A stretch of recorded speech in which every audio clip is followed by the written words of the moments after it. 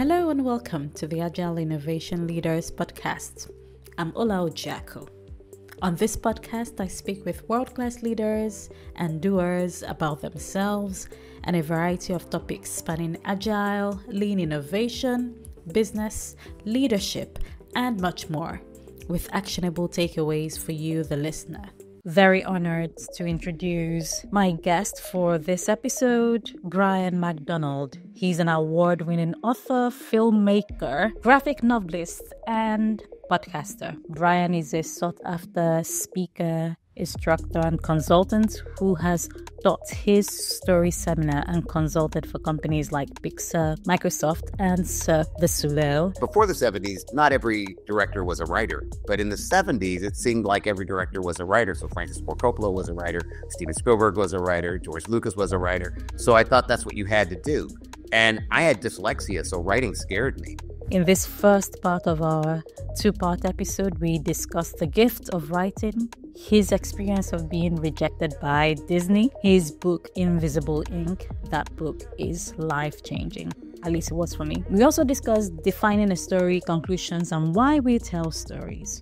Stay tuned for an insightful conversation. Brian, it's a pleasure to have you on the Agile Innovation Leaders podcast and an honor. Thank you for making the time for this conversation. Thanks for having me. Awesome. Could you tell us a bit about yourself? What are the things that have led you to being the Brian McDonald we know today? How I got to be, I guess, a story expert or whatever it is I am. The memory I have is being in kindergarten and seeing an animated film about King Midas. And I was obsessed with it. It was stop motion animation, so it was frightening. It scared me, but I couldn't stop thinking about it. So I got obsessed with stop motion animation and I got obsessed with the story of King Midas. I thought about stories a lot. We lived not very far away from a drive-in movie theater. And so we would, as a family, watch movies from our porch because we couldn't hear them. I remember piecing together the stories that we couldn't hear. And I would tell my younger brother and my sister what I assumed was happening. So it was an early thing for me. I didn't know necessarily that I was studying it. I was just obsessed with it. If that makes of what made it work and what made people laugh and what made them scared and what made them lean forward. That was fascinating to me. But I didn't know I had any particular gift for it until I was I guess I was in the 7th or 8th grade when a friend of mine did a drawing and he said to me, Brian, come up with a story for this drawing because you're good at that. I didn't know I was good, right? It was so natural to me. And so I just pursued that path. I wanted to be a director. Before the 70s, not every director was a writer. But in the 70s, it seemed like every director was a writer. So Francis Ford Coppola was a writer, Steven Spielberg was a writer, George Lucas was a writer. So I thought that's what you had to do. And I had dyslexia, so writing scared me. It was difficult for me, but wanting to tell stories overrode that. So, and I just thought that's what I had to do. So I just kept doing it. And pretty soon, accidentally became an expert at it, where people would start asking me for advice. And the people who started asking me for advice were higher and higher up the food chain. I remember I was on a plane next to some award-winning writer, and I happened to be sitting next to him, and I was starstruck that I got to sit next to him on this plane. And we were talking, and I thought we were just talking about story stuff. And then he said, do you mind if I take notes? Oh, wow. Yeah. So I thought, oh, okay, maybe I've got something. But I didn't think anything I was saying was worthy of taking notes, but he did. Yeah, and then I wrote the book for 2 reasons, maybe more than 2. But one of them was I submitted a screenplay to Disney for their fellowship program, and it was rejected in the first round, and I didn't think that was right. And they also gave me a list of books I could read about screenwriting, and I was so angry, and I thought, have you read these books? Because I could write one of these books. And so I did. Yeah. And then I had a student, the first class I ever taught. I didn't mean to be a teacher. It happened accidentally. I needed some money and somebody needed a screenwriting teacher. And so I said, well, sure, I'll try it. Turns out I had a talent for it that I didn't know I had. So a woman in my class said to me, oh, you should write a book. And I said, yeah, people say that. And she looked me dead in the eye and she said, no, you're good at this. You're good at communicating it. You have a responsibility to write a book. So those 2 things made me write the book. I'm thankful because when you experience those things, and sometimes they seem negative in the moment. So who would have thought that being rejected for a fellowship with Disney would lead to better things, in my view, a bigger, better things? It's really amazing. I'm glad you did, because we wouldn't be having this conversation if you didn't. So thank you again. And your work is affecting even other generations. I know my children definitely are big fans already. You being a storyteller, and I don't want to read your book out to the audience. Well, how would you define storytelling? First, you have to define story. I noticed that most people who teach writing, who teach anything about story, just start talking about it without defining it. And it has a definition. Story has a definition. And I find that people are using the word story. It's become a very hip word at this moment. And I'll tell you what made me look it up. I heard an interview with a jazz bassist on the radio. And this jazz bassist, I wish I could remember who it was, but apparently if you play jazz, this is the bassist you want. And the interviewer said, well, how did you become that guy? How did you become the guy everybody wants? And he said, well, I was a bassist for a long time, and I was pretty good. And he said, one day I decided to look up bass in the dictionary. And he said, a base is a foundation.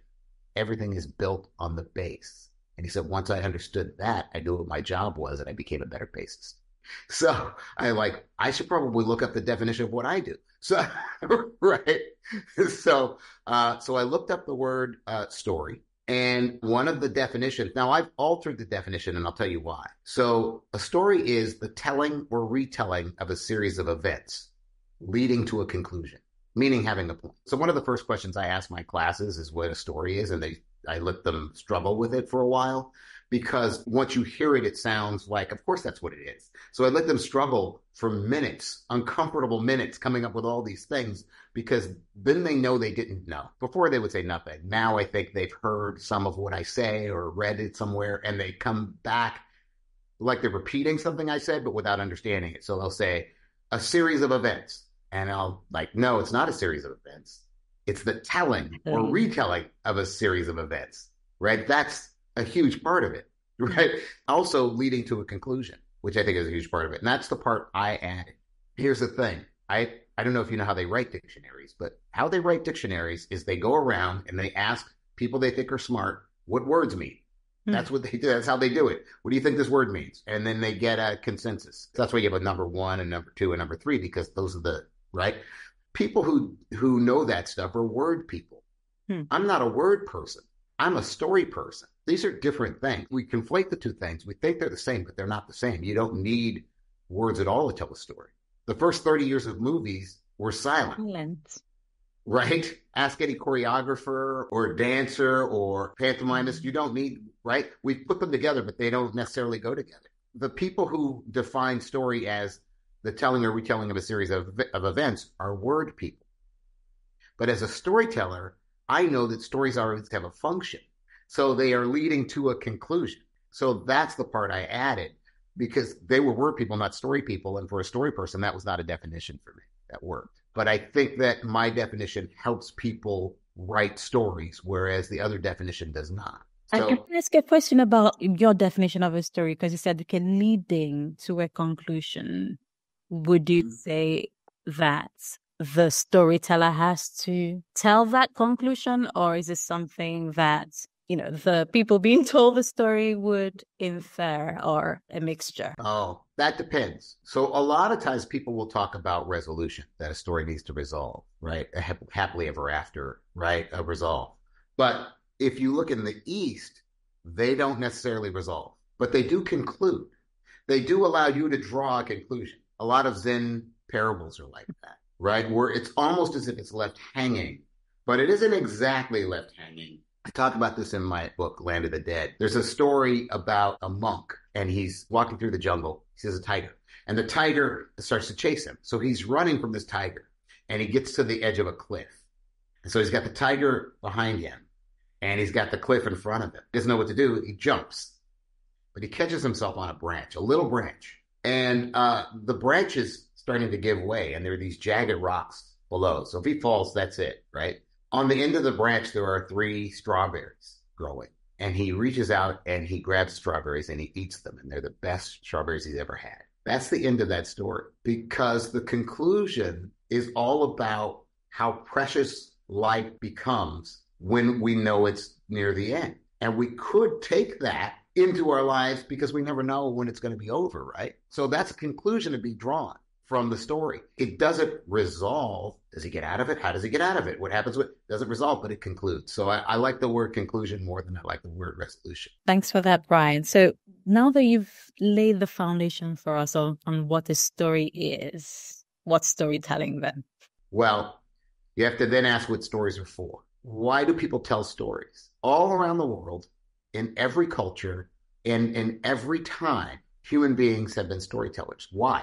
Now people will come back and they'll say entertainment. That's not why. You don't need stories to entertain. There's lots of things you could do. Think about it for a second. We tell stories all the time. We think we're just talking, but we tell stories all the time when we're having conversations, right? We don't even know we're telling stories, but we do it all the time. Then we tell ourselves stories. You have an imaginary conversation with somebody, right? Well, then he'll say this, and then I'll say this, and then he'll say that, and then I'll say, right.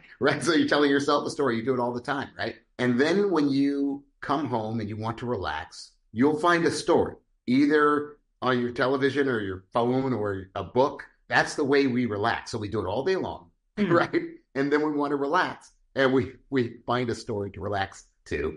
Then we go to sleep, and we tell ourselves stories when we sleep. Well, that's a lot of energy for one thing. And the only conclusion I can draw is that it's a survival mechanism. That's just the way evolution works, right? It had to have been selected for. The people who didn't tell stories are not here. So it had to be selected for. And anything that's selected for has an evolutionary advantage. We spend so much time doing it. There's no way, there's no other animal that would spend that much time doing anything if it wasn't related to their survival. It doesn't make sense. And there are clues to this. So some of the clues are, first of all, you'll notice with children, if you tell children it's story time, they lose their mind. Story time, right? Right. And I think the reason they do that is because they are new to the world and they need to know how it works. And stories tell them how it works. So they are feeding in a way. I think stories and food are very close together in terms of how important they are to us. As a matter of fact, if you found yourself in some place or something without food, you would start to immediately think of stories about people in that situation and how they got out of it. So that's one clue. The other clue is that any writing teacher will tell you that stories need conflict, that you have to have conflict in a story. And they would always say to me when I would ask as a kid, well, why? And they'd say it's more interesting. And that's, for me, that's not really an answer. I think because I'm dyslexic, I have to go to the very basic part of it. Like, no, that's not an answer. There's an answer. Conflict is the thing that we're trying to survive. Stories aren't necessarily entertaining, but they are engaging. Sometimes they're entertaining. Sometimes they're just engaging. Like, take Schindler's List. Is that entertaining?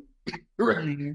No, but it's engaging. I think that the reason that we find stories engaging and sometimes entertaining is because nature wants us to engage in that activity. So it's a byproduct. Entertainment is a byproduct of good storytelling. It makes perfect sense, and it's almost like I've looked at or watched a few of your episodes on the You Are a Storyteller podcast on your writeinvisibleink.com.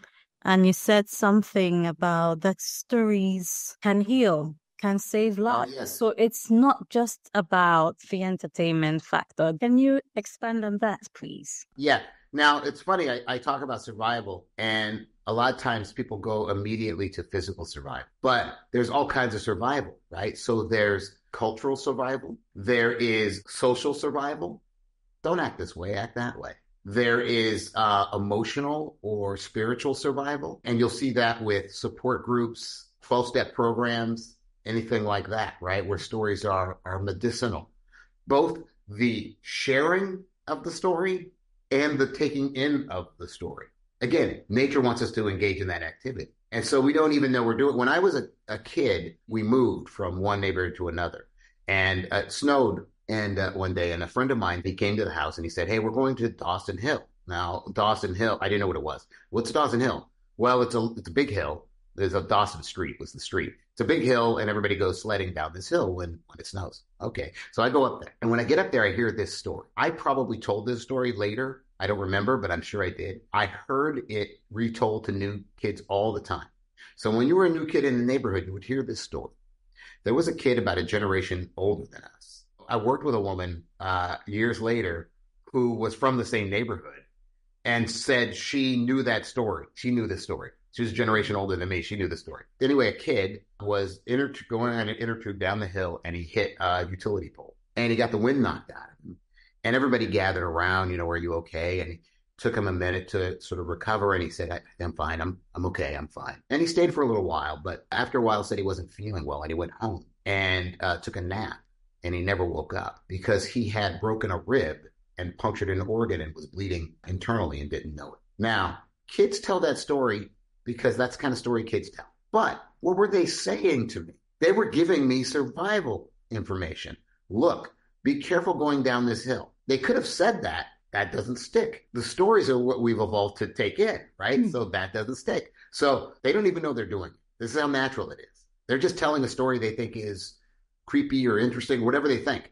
But what they're saying is be careful going down that hill. And if you do get hurt, you may not know how hurt you are. So get yourself checked out or let your parents know or something like that. There's 2 bits of survival information in that story. That's how natural it is. We do it all the time, right? And we navigate the world that way all the time. We just don't know we're doing it. And that's another thing. It's so natural. It's like breathing. There are people who study breath and how you breathe, but that's a whole field of study because we ignore it, right? I think story is one of those things. As far as I know, you can go to school and you can study journalism, and you can study medieval literature, and you can study French poetry from whenever. You can study all these things about writing. But I don't know if you can get a degree anywhere on story itself, which I find fascinating. Unless you want to change that. Yeah. maybe I will. I knew a woman who was a playwright, and she would come to me for advice about storytelling, and she had a degree in playwriting. And I said, well, what did they teach you when you were in school? She said, it never came up. So yeah, it's interesting to me that we don't study that, which is the common denominator across all those other things. All those other disciplines have story at their core. And that's what you were saying, the common denominator and the golden theme. I have digital copies of the other books, but the golden theme, that was what you were saying, that storytelling is the common denominator, if I remember correctly, but it's like something that runs through all of us as human beings. Well, the thing is this, that stories have a point. They have a reason to be told. And I was looking for the thing that all stories had in common. One of the things, and again, this goes back to being dyslexic, but one of the things dyslexics do well is see connections that other people miss. I'm bad with details, but I can see the big picture of things that no, this and this are the same. For instance, it's easy for me to see, well, let's take the movie Seven Samurai was made into the movie Magnificent Seven. So it takes a samurai movie, they make it into a Western. What I see when I see those things is I say, oh, this is about, people learning how to stand up for themselves. This is about, all these other things, right? And that doesn't matter if it's a Western or if it's, so I just see how they're the same. The differences are superficial to me. I don't see those really. So when people say what genre, if I'm writing something, what genre, I'm like, I know what you mean. I don't know why it matters. I don't say that part, but I don't. Because what matters is it compelling? Is it true about being a human being? Is it, does it get to a truth? That's the important thing for me. And so I was looking for the common thread. Every story will have what I call an armature, and I can explain what that is. But I thought there's a common armature. There's got to be that links all stories. And I thought about it for a long time. As a matter of fact, one of the things that got me started thinking about it was I was walking through a cemetery with a friend of mine. We were working on a project, and it was a cemetery near where I lived. It's actually the cemetery where Bruce Lee is buried. And my mom is there now, which would have thrilled her to be close to Bruce Lee. But I was walking through that cemetery with a friend of mine, and I said, if these people could talk, I bet they would just have one thing to tell us. And he said, what? I go, I don't know, but I bet they'd have one thing to say that they would think this is the most, and I thought about that for a long time. So both the Golden Theme and Land of the Dead came out of that walk through the cemetery.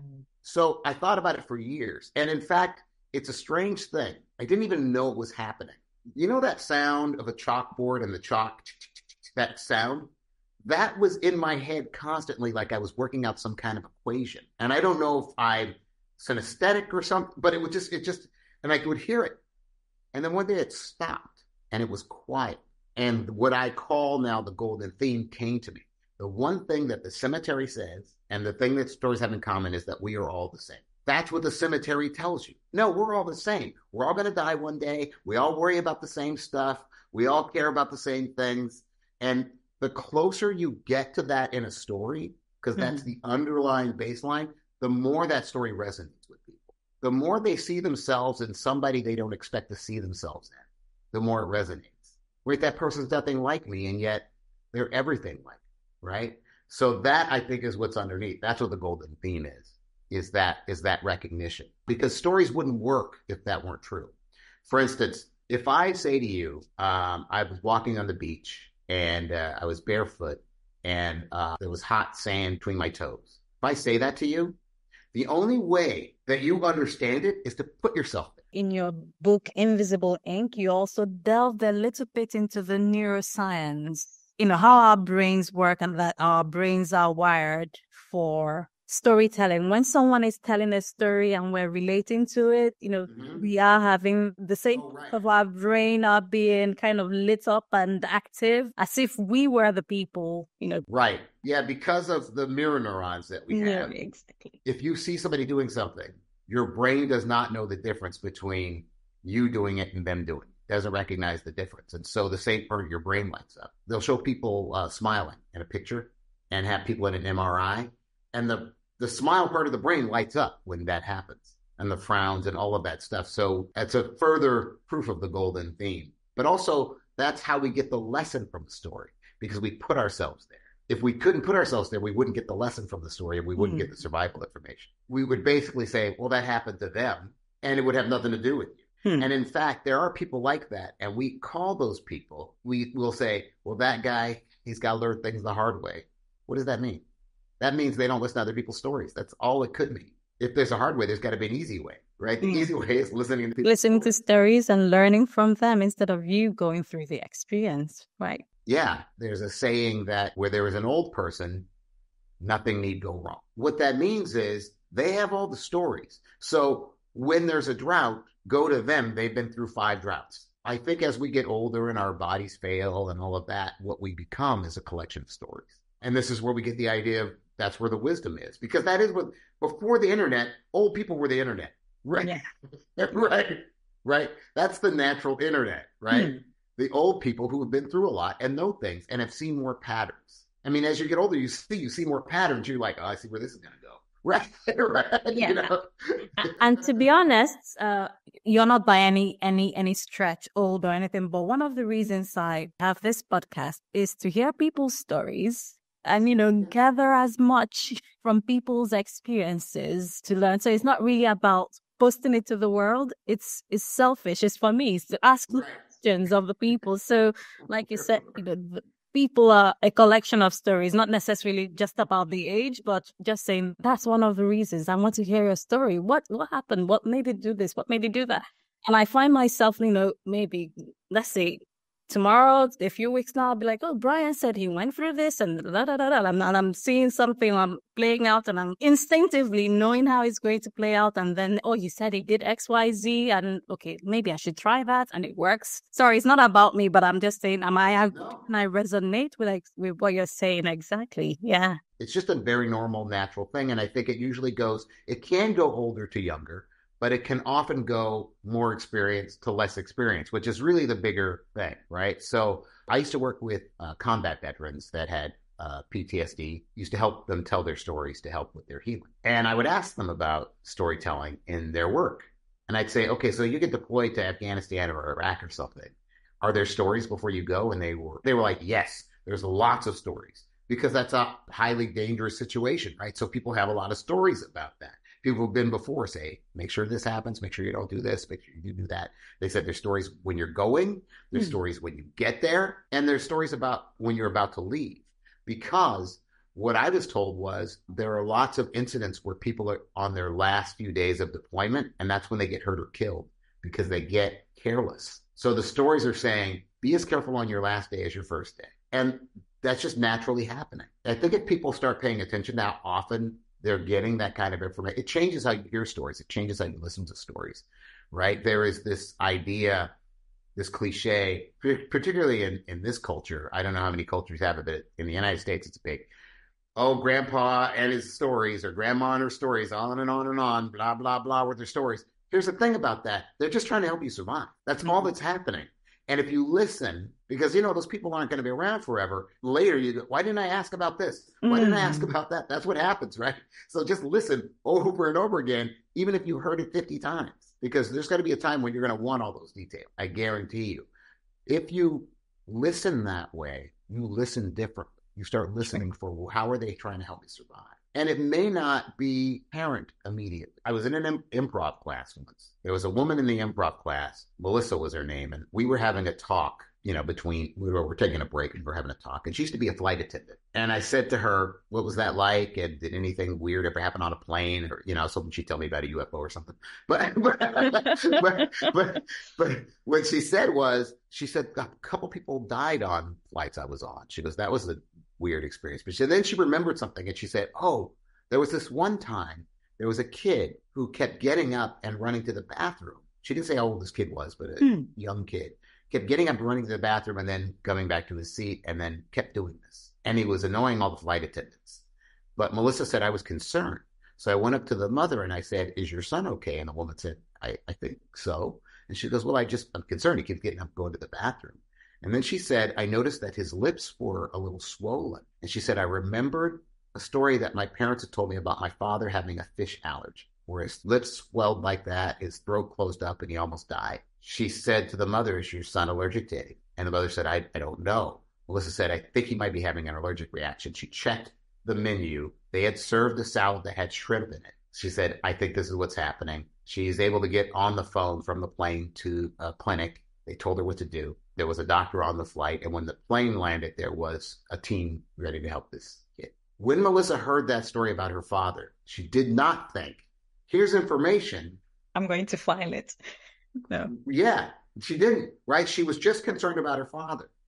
But when she needed that information, that story was right there. We do that all the time. We just don't know we do it. It was right there. So even if you think this story is irrelevant, that this old person is telling me, you don't know that yet. It can be really relevant later on. Thank you for listening to part 1 of my conversation with Brian McDonald.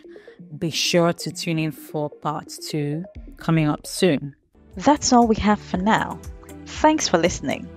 If you like this show, do subscribe at www.agileinnovationleaders.com. That's agileinnovationleaders.com, or your favorite podcast provider. Also share with friends and do leave a review on iTunes. This would help others find this show. I'd also love to hear from you, so please drop me an email at ola@agileinnovationleaders.com. Take care and God bless.